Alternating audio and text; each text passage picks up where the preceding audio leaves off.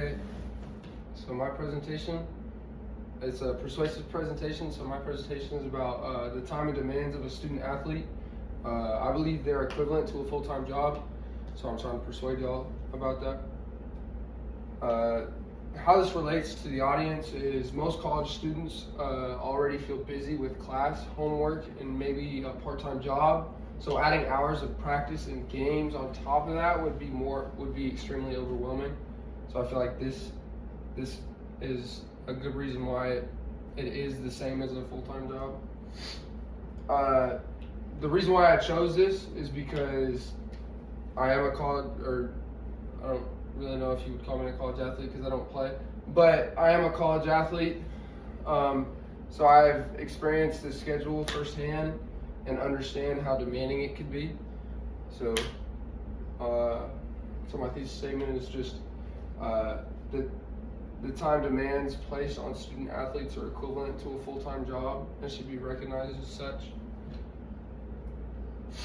So some of the things I'll be talking about in this presentation would be, I want to explain how much time student athletes actually spend on their sport in like a week time frame, their impact it has on their academics and health and mental health, and finally why this issue matters. So firstly, student athletes spend full-time hours on their sport. Student athletes are required to attend practices, workouts, meetings, games, and travel. A lot of the times, practice, workouts, and meetings are on the same day. A lot of times it would be practice in the, especially for the football team, it's like practice in the morning, lift, and then right after lift we have meetings. A lot of the time we would have to do that, the lift and meetings after classes, so it would be like 4 o'clock in the afternoon or something like that. Many athletes spend 40 or more hours per week on their sport alone, and that really, it kind of depends on if you're in season or off season. But when you're usually in season, that's like a normal amount of hours that you spend on your sport. According to National Collegiate NCAA, student athletes report spending over 30 hours weekly on athletics, not including travel time.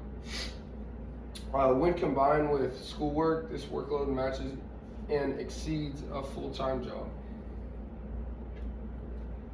These demands negatively impact academics and health. Student athletes often struggle to balance schoolwork with athletic responsibilities. Lack of time can lead to stress, fatigue, and burnout. According to Yang et al., student athletes experience higher levels of stress due to balancing athletics, academics. So I kind of agree with that, because I feel like a lot of the times when you go to practice or you go to you play a game or something like that, and say you have a bad game or a bad practice, you just want that day to be over with. You don't want to have to go to a 2-hour lecture, but you still got to do it because that's a part of it. It's the same thing with a job. A lot of the times you wake up in the morning, don't want to go to your job, but you still got to do it because that's how you pay the bills. And it's the same thing with college athletes, is you're not getting, like, mostly you're not getting paid, because it's not all like D1 schools where it's like NIL, but if you're at like a D2, you're still getting scholarship for it. This pressure can affect sleep, mental health, and overall well-being. It's only fair to recognize and support student athletes.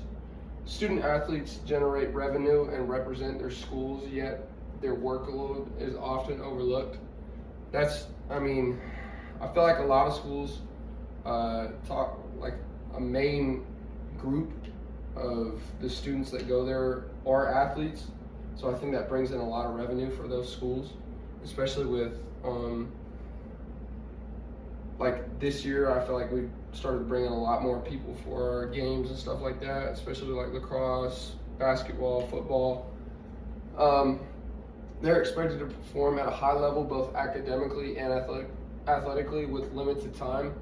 So instead of a normal student out of college, you're not just you don't have all the time that they get to study.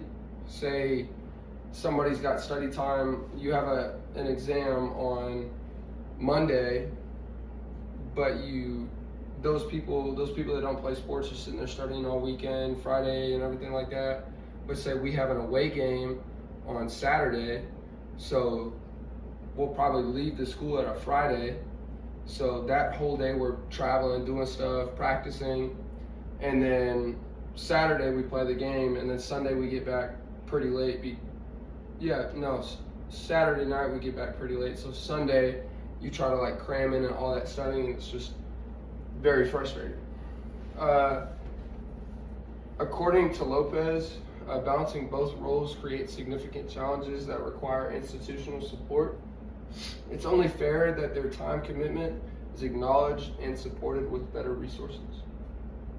So in conclusion today, I talked about how student athletes spend full-time hours on their sport, how it affects their academics and health, and why it deserves to be more recognized or given more recognition. The reality is that being a student athlete is more than just playing a sport, it's a full-time commitment. If we better understand and support student athletes, we can help them succeed both in school and life. And then my references.